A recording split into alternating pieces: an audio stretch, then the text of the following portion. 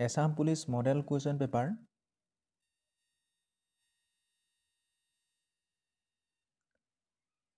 Question Gopal আটা কাৰ শিষ্য আছিল? কুৱেশ্যনটো দিয়া আছে গোপাল আটা কাৰ শিষ্য আছিল?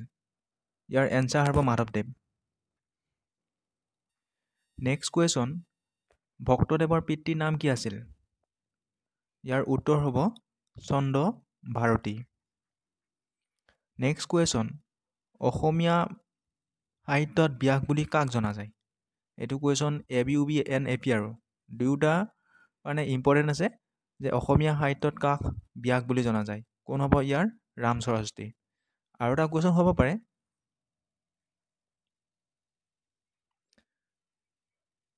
মহাভাৰত কোনে ৰচনা কৰিছিল? মহাভাৰত কোনে ৰচনা কৰিছিল? ৰাম সৰস্বতীয়ে মহাভাৰত ৰচনা কৰিছিল। আৰু ৰামায়ণ কোনে ৰচনা কৰিছিল? এইটো সুধিব পাৰে। আপোনালোকে কমেণ্টত ইয়াৰ এনচাৰটো দিব যে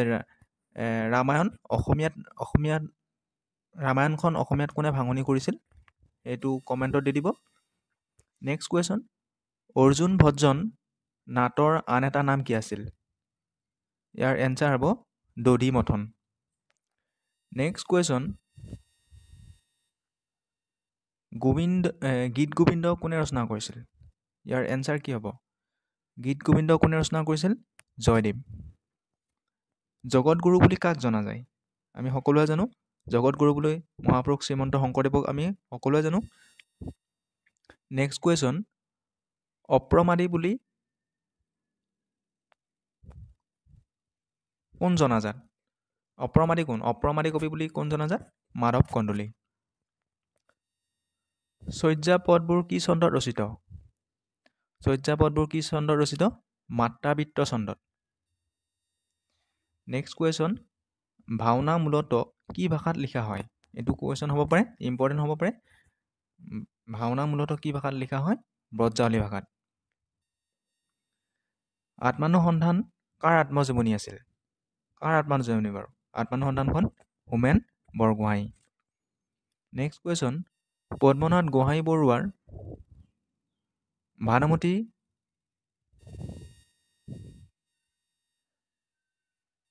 পদ্মনাথ গোহাঁই বৰুৱাৰ ভানুমতীখন কোনখন আলোচনীত প্ৰকাশ পাইছিল? কোনখন আলোচনীত প্ৰকাশ পাইছিল বাৰু? লাহৰী 1890 চনত। পত্নীপ্ৰসাদ কাৰ ৰচনা? পত্নীপ্ৰসাদ মহাপুৰুষ শ্ৰীমন্ত শংকৰদেৱৰ ৰচনা। হেম সৰস্বতী কোন যুগৰ কবি? হেম সৰস্বতী কোন যুগৰ কবি? প্ৰাক বৈষ্ণৱ যুগৰ কবি। কোনটো যুগত অসমীয়া সাহিত্যত চুটিগল্পৰ প্ৰথম আৱিৰ্ভাৱ ঘটিছিল? কোনটো যুগত বাৰু? ৰোমান্টিক যুগত। বৰগীতসমূহক ছং অফ চেলেষ্টিয়েল আখ্যা কোনে দিছিল? বৰগীতসমূহক ছং অফ চেলেষ্টিয়েল আখ্যা কোনে দিছিল? কালিৰাম মেধি।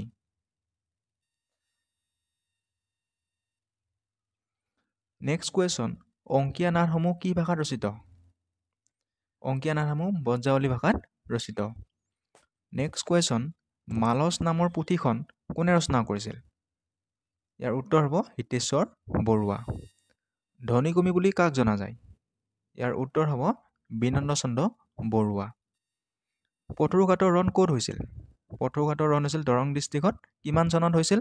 1894 1894 চনৰ 28 জানুৱাৰী। গৰম পানীৰ অভয়াৰণ্য ক'ত অৱস্থিত? গৰম পানীৰ অভয়াৰণ্য আছে কাৰ্বি আংলং ডিষ্ট্ৰিক্টত। নেক্সট কুৱেশ্যন শৰাইঘাট দলং কেতিয়া নিৰ্মাণ কৰা হৈছিল? শৰাইঘাট দলং নিৰ্মাণ কৰা হৈছিল 1962 চনত। অসমৰ সাক্ষৰতাৰ হাৰ কিমান? বা 2011 চনৰ লোকপিয়ল তথ্য মতে অসমৰ সাক্ষৰতাৰ হাৰ কিমান? কিমান আছিলে? 72.19%, 72.19%। নেক্সট কুৱেশ্যন মাটিকালিৰ ক্ষেত্ৰত অসমৰ সৰ্ববৃহৎ জিলাখনৰ নাম কি? ইয়াৰ উত্তৰ হ'ব কাৰ্বি আংলং। নেক্সট কুৱেশ্যন অসমৰ কোনখন জিলাত সাক্ষৰতাৰ হাৰ সৰ্বাধিক? ইয়াৰ উত্তৰ হ'ব কামৰূপ মেট্ৰ'।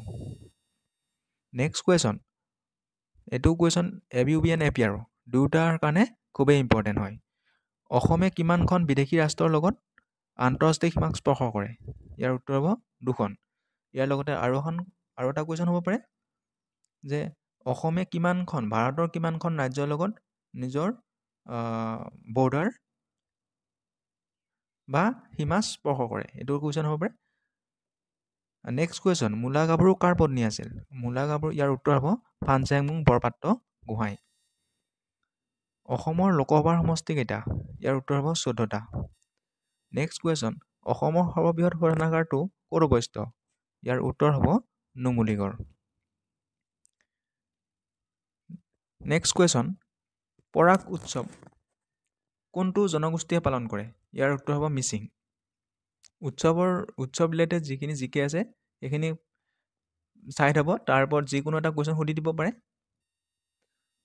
বা এনেকুৱা কুৱেশ্যন সুধিব পাৰে যে কাৰ্বিসকলে মৃতকৰ শ্ৰদ্ধাৰ কাৰণে পতা অনুষ্ঠানটোৰ নাম কি? তাৰ উত্তৰ হ'ব চামকান। তেনেকুৱা কুৱেশ্যন হ'ব পাৰে। নেক্সট কুৱেশ্যন, প্ৰথম অসমীয়া ৰঙীন চলচ্চিত্ৰখনৰ নাম কি আছিল?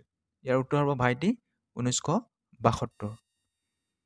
ৰাষ্ট্ৰীয় বঁটা বিজয়ী প্ৰথম অসমীয়া মহিলা কণ্ঠশিল্পীগৰাকীৰ নাম কি? ইয়াৰ এনচাৰ হ'ব তৰালী শৰ্মা। নেক্সট কুৱেশ্যন, শ্ৰীমন্ত শংকৰদেৱ বিৰচিত সবাতোতকৈ সৰু পুথিখনৰ নাম কি আছিল? ইয়াৰ উত্তৰ হ'ব গুণমালা।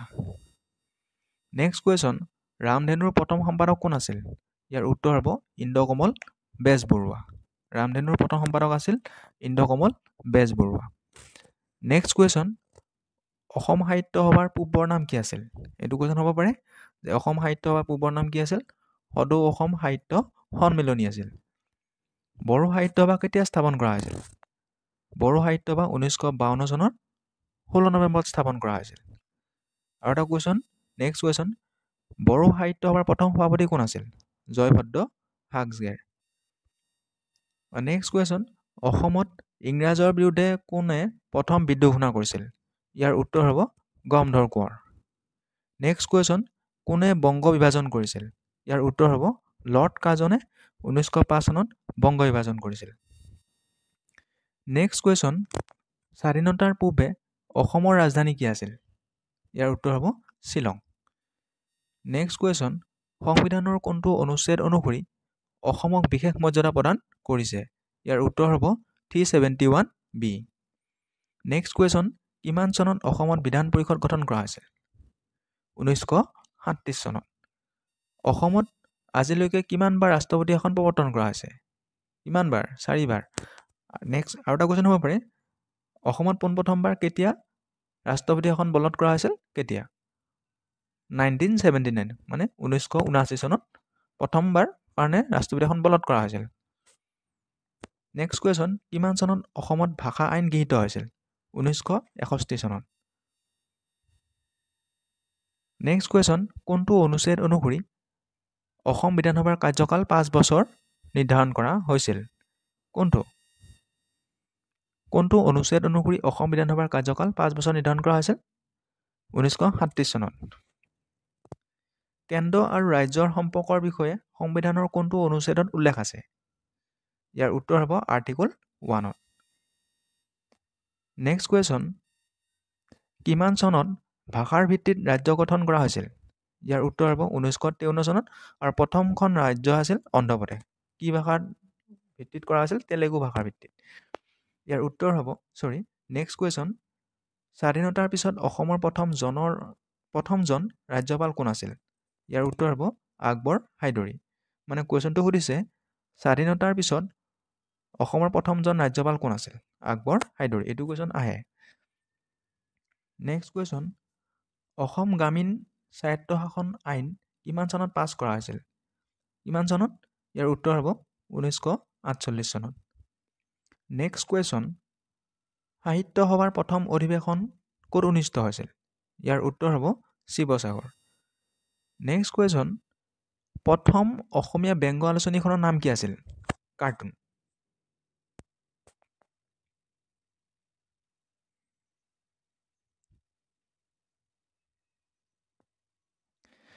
নেক্সট কুৱেশ্যন, অসম সাহিত্য সভাৰ প্ৰথম মহিলা সভানেত্ৰী কোন আছিল?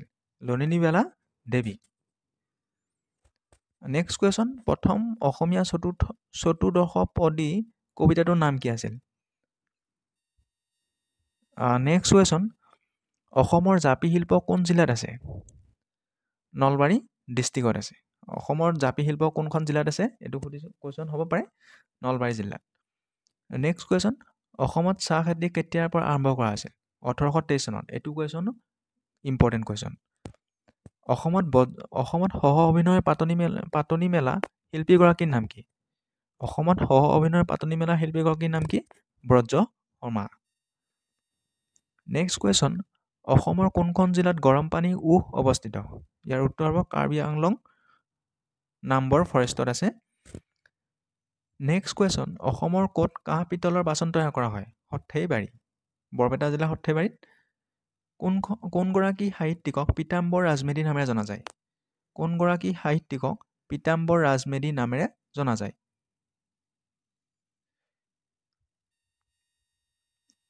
এইটো কুৱেশ্যন মই ইয়াৰ এনচাৰটো কমেণ্ট ছেকশ্যনত দি দিম। নেক্সট কুৱেশ্যন, বেলিমাৰ বুৰঞ্জীৰ লেখক কোন আছিল? লক্ষ্মীনাথ বেজবৰুৱা।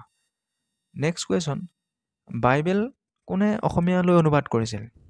বাইবেল আত্মাৰাম শৰ্মা 1813 চনত। নেক্সট কুৱেশ্যন, মহাপুৰুষ শংকৰদেৱৰ গুপ্ত নাম কি আছিল? বা তেওঁৰ আন এটা নাম কি আছিল? গংগাধৰ। নেক্সট কুৱেশ্যন, চিৰ চেনেহী মোৰ ভাষা জননী গীতটো কোনে ৰচনা কৰিছিল? ইয়াৰ উত্তৰ হ'ব মিত্ৰদেৱ মহন্ত। নেক্সট কুৱেশ্যন, আধুনিক যুগৰ প্ৰথম অসমীয়া উপন্যাসখনৰ নাম কি আছিল? ভানুমতী। ভানুমতী কোনে লিখিছিল বাৰু? পদ্মনাথ গোহাঞিবৰুৱাই। নেক্সট কুৱেশ্যন, প্ৰথম অসমীয়া ছাপা পুথিখনৰ নাম কি আছিল? ইয়াৰ উত্তৰ হ'ব ধৰ্মপুস্তক। ধৰ্মপুস্তক কোনে লিখিছিল? আত্মাৰাম শৰ্মা। জ্ঞানপীঠ বঁটা বিজয়ী প্ৰথম অসমীয়া উপন্যাসখনৰ নাম কি আছিল? ইয়াৰ উত্তৰ হ'ব মৃত্যুঞ্জয়। নেক্সট কুৱেশ্যন, প্ৰথম অসমীয়া গল্প সংকলন সুৰভি ৰচক কোন আছিল? প্ৰথম অসমীয়া গল্প সংকলন সুৰভি ৰচক কোন আছিল? ইয়াৰ উত্তৰ হ'ব লক্ষ্মীনাথ বেজবৰুৱা। লক্ষ্মীনাথ বেজবৰুৱাৰ আত্মজীৱনীখনৰ নাম কি? এইটো কুৱেশ্যন হ'ব পাৰে মোৰ জীৱন সোৱৰণ। নেক্সট কুৱেশ্যন, জনজাতীয় জীৱনৰ ভিত্তিত ৰচিত প্ৰথম অসমীয়া উপন্যাসখনৰ নাম কি? মিৰি জীয়ৰী। মিৰি জীয়ৰী কোনে লিখিছিল? এইটো কুৱেশ্যন হ'ব পাৰে অম্বিকাগিৰি ৰায়চৌধুৰী। নেক্সট কুৱেশ্যন, ভাগুনি কোঁৱৰ বুলি কাক জনা যায়? ইয়াৰ উত্তৰ হ'ব আনন্দচন্দ্ৰ বৰুৱা। নেক্সট কুৱেশ্যন, নামঘোষাৰ ৰচক কোন? নামঘোষাৰ ৰচক হ'ল মাধৱদেৱ। নেক্সট কুৱেশ্যন, শিলভদ্ৰ কোনজন ব্যক্তিৰ ছদ্মনাম? ইয়াৰ উত্তৰ হ'ব ৰেৱতী মোহন দত্ত চৌধুৰী। পিতা পুত্ৰ গ্ৰন্থৰ ৰচক কোন? হোমেন বৰগোহাঞি। নেক্সট কুৱেশ্যন, অন্তৰীপ কোনে ৰচনা কৰিছিল? ইয়াৰ উত্তৰ হ'ব ভৱেন্দ্ৰনাথ শইকীয়া। নেক্সট কুৱেশ্যন, মামণি ৰয়ছম গোস্বামীয়ে কোনখন উপন্যাসৰ বাবে সাহিত্য অকাডেমী বঁটা লাভ কৰিছিল? ইয়াৰ উত্তৰ হ'ব মামৰে ধৰা তৰোৱাল। নেক্সট কুৱেশ্যন, অৰুণোদয় আলোচনীৰ প্ৰথম সংখ্যা কেতিয়া প্ৰকাশ পাইছিল? ইয়াৰ উত্তৰ হ'ব 1846। নেক্সট কুৱেশ্যন, ৰাম নৱমী নাটকখন কোনে লিখিছিল? ইয়াৰ উত্তৰ হ'ব শংকৰদেৱ। নেক্সট কুৱেশ্যন, নিধিৰাম ফাৰুৱেলৰ প্ৰকৃত নাম কি আছিল? ইয়াৰ উত্তৰ হ'ব নিধি লিবাই ফাৰুৱেল। এইটো কুৱেশ্যন হ'ব পাৰে নিধিৰাম ফাৰুৱেলৰ প্ৰকৃত নাম কি আছিল? নিধি লিবাই ফাৰুৱেল। Thank you guys.